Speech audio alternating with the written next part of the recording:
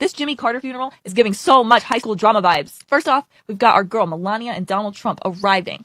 Now, Mike Pence is going to give Donald Trump a strong handshake, as well as Melania Trump. But she about to get snubbed by Mrs. Pence, and she got a nasty look on her face when she do it. Now, Camilla and Doug get there, and she's not giving everybody the warm greeting that I was really expecting, okay? This man supposedly helped out with her campaign. They're BFFs, so why the cold shoulder? Ooh, yee.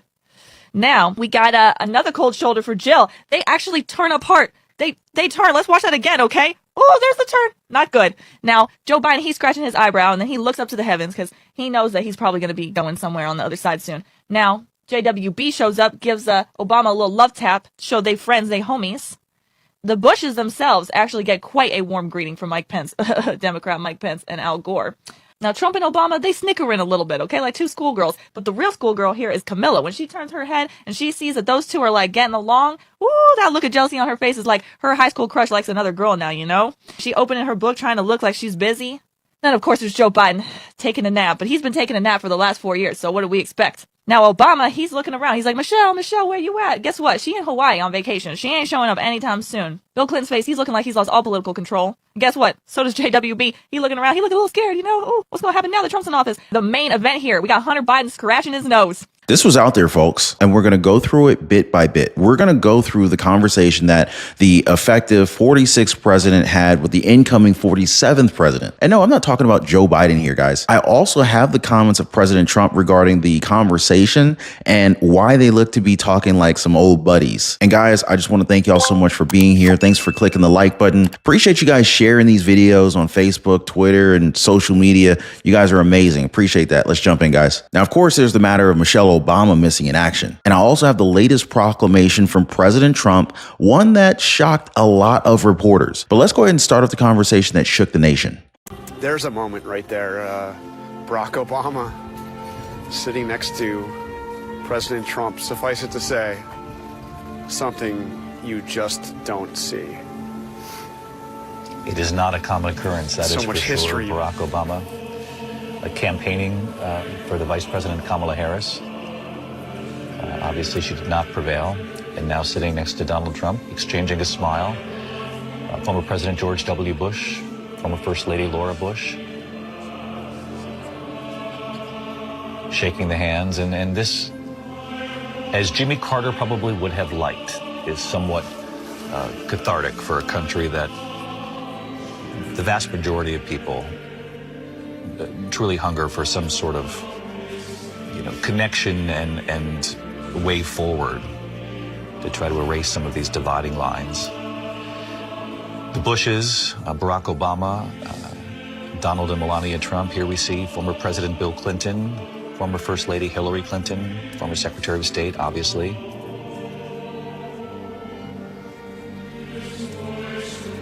On the far left in that back row, Dan Quayle shaking the hand of Bill Clinton a moment ago. Al Gore, who was obviously Bill Clinton's vice president.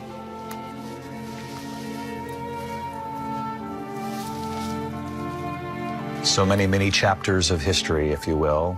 Obviously, Hillary Clinton having run against Donald Trump in 2016, losing that election, the Electoral College in a very close election, winning the popular vote. Returning here with her husband, sitting next to George W. Bush, where she has been seated many times before. You know that Kamala Harris is pissed as all heck seeing these two strike up a conversation. And remember, there was a cold moment there between Kamala Harris and Barack Obama. It's like they're not even allies at this point, which kind of shows us that Trump might actually have a better relationship with Obama compared to both Biden and Harris. But here's what he had to say about the entire exchange. Check this out. Off the top, you mentioned the Carter funeral today. What were you talking to Barack Obama about? It did look very friendly, I must say. I didn't realize it. I didn't realize it, how friendly it looked. I saw it on your wonderful network just a little while ago before I came in, and I said, boy, they look like two people that like each other, and we probably do. We have little different philosophies, right? But we probably do. I don't know, we just got along, but I got along with just about everybody on that. We met backstage, as you know, before we went on. And I thought it was a beautiful service, but we all got along very well. which is good. Now, none of us expected the president to tell us what their conversation was about. However, forensic lip reader Jeremy Freeman is back, and he's helping us to decipher what was said between the two. Now, I'm going to try to give you guys a run through here, so bear with me. So Trump is allegedly seen saying, "I pulled out of that. It's the conditions." Can you imagine that? And after, "I will." He was also seeing, "Call me at the foyer." Yep. Then Barack Obama is supposedly saying, "Can you just sit? It should be good." And here's where things take a turn, because it actually sounds like they're talking about something huge. Because the next reading of Trump's read like this: "I can't talk. We have to find a quiet place sometime. This is a matter of importance, and we need to do it outside so we can deal with it. Certainly not today." Now, remember, this isn't the current president of the nation. This is a former president talking to the incoming administration. So if something was so important, why didn't Trump talk to Joe Biden? Kind of really makes you question as to who was really leading this country for the last 4 years. You know what I'm saying? Which now brings me to the shocking statement from President Trump. Now, I'm not sure if this is connected to all of this talk with Barack Obama, but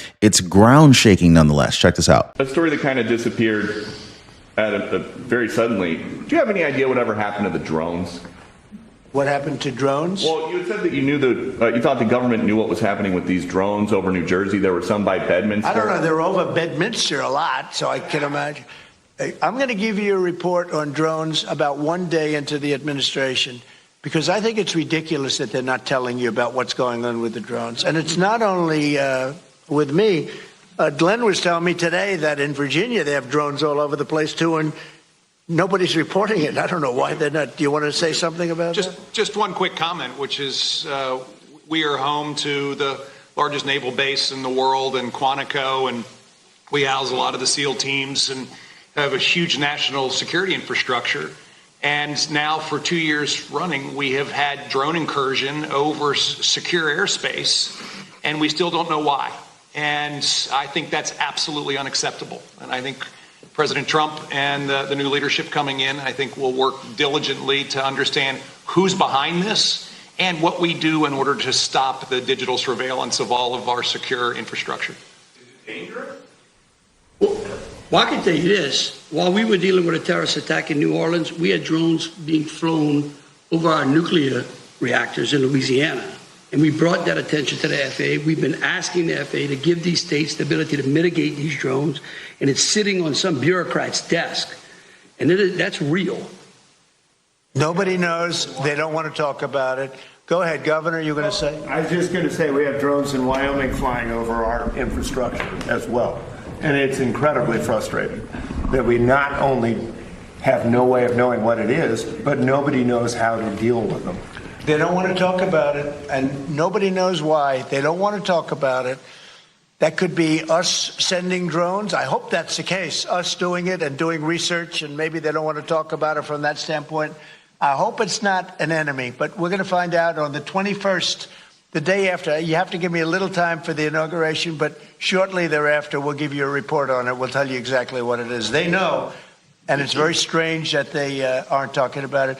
We're going to see what happens on day one. But here's something that the people are talking about. The Jimmy Carter funeral had a lot of political power all in one place. Now, what's weird is that most of the presidents that were there, they had their wives with them. Now, in a weird turn of events, Michelle Obama, aka Big Mike, was nowhere to be seen. Because instead of attending Carter's funeral, the former First Lady was on a vacation in Hawaii. Now, call me weird, but wouldn't it be considered kind of weird to go on vacation without your spouse? I'm just saying. Now, apparently, this is due to some alleged scheduling conflict. It was also reported that Michelle had supposedly had to be seated next to President Trump. But as we know, and as the memes have come out, the spot was taken by former President Barack Obama. There are some who theorize that Barack actually planned it this way so that he and Trump can have some time to talk. And as we saw, the two were laughing and smiling as if they were best of buds. The former First Lady did send her thoughts and prayers to the Carter family, with some suggesting that, unlike her husband, Michelle had no interest in sitting next to President Trump. Now, on that note, guys, Californians are now finding out that their leadership in their state have no interest in protecting them. Now, I covered this in a previous live stream where it's been said that the mistakes of Governor Gavin Newsom and Mayor Karen Bass has made their problems much, much worse. Anyway, make sure you guys check that one out right after this one. As always, you're not going to believe how badly they messed this up. But I appreciate you guys hitting the like button and subscribing. Check out our previous videos, and we'll see you guys on the next one.